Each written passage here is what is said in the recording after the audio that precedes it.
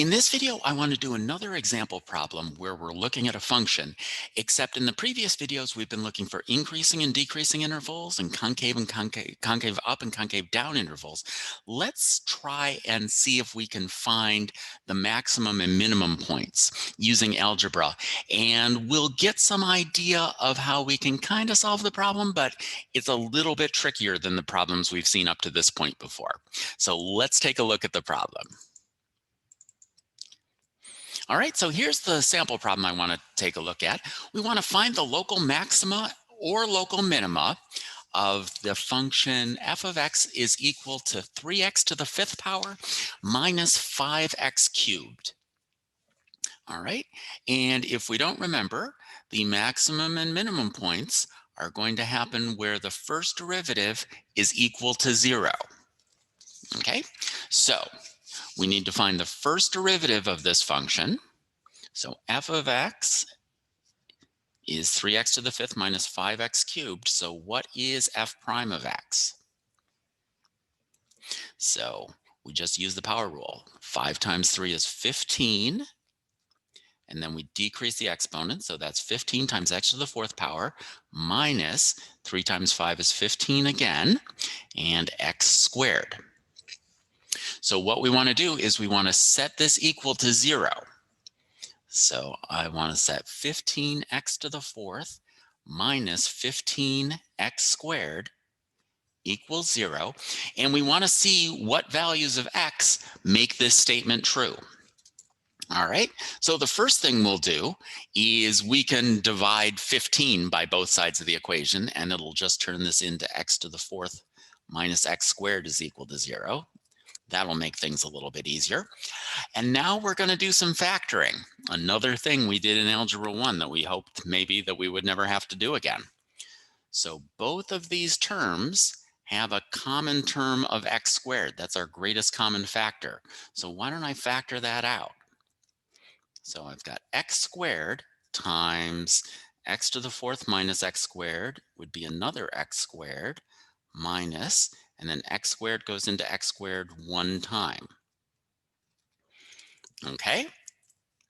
And then we can break this down as well because this is the difference of two squares. And so that's something that we've seen before where we've needed to factor that. So the difference of two squares, the square root of the first thing is x. The square root of 1 is 1. And so we're going to stick a positive in one of these and a negative in the other one. Okay? So what we can say here is that this expression is equal to 0 if and only if this fully factored thing is equal to 0. And so this is equal to 0 if any of the terms are equal to 0. If you multiply a whole bunch of numbers and any one of them is 0, the product is going to be 0. But if none of these are equal to 0, then the product can't be equal to 0. So we've got x squared equals 0 as a case. We've got x plus 1 equals 0 as a case. And we've got x minus 1 equals 0 as a case. So x squared equals 0, when is that true? Only when x is equal to 0. X plus 1 is equal to 0. We subtract 1 from both sides, and we get x equals negative 1. And here we can add 1 to both sides. So we can kind of guess that the places where we're going to see maximum and minimum points of this function are the places where x is equal to 0, where x is equal to negative 1, and x is equal to positive 1. Let's find the y values of these points just for kicks. How would I find the y values that go along with these different x values? Well, I know the rule right up here. So I'm just going to substitute in 0 or negative 1 or positive 1, and that's going to tell me. So f of 0 is equal to 3 times 0 to the 5th power minus 5 times 0 to the 3rd power. So that's just 0 minus 0. So f of 0 is equal to 0. So this is the point 0, 0.